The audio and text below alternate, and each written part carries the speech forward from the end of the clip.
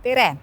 Nüüd oleme jõudnud keelt õppima Tallinna vanalinna piirile, keset päris elu ja päris inimesi. Keeleõppeks kasutame praegu erinevaid orienteerumisrakendusi, Loquiz ja Actionbound. Nii et mis võiks olla toredam? Ühendame jalutuskäigu vanalinnas ja eesti keele õppimise. Alustuseks on meil vaja mobiiltelefoni ja sinna alla laadida rakendus Actionbound. Seejärel, kui meil on olemas kood, skaneerime koodi, otsime lähedal olevaid mänge, neid on siin vanalinnas tervelt paarkümmend, või valime leia mäng.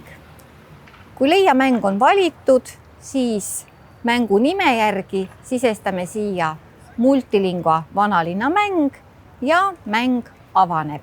Hakkame mängima. Nii, esimene küsimus.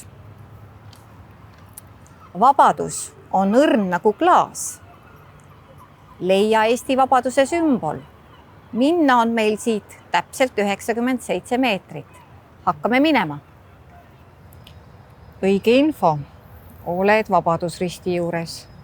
Nüüd leia info, mis aastatel toimus Eesti vabadussõda. Võtame.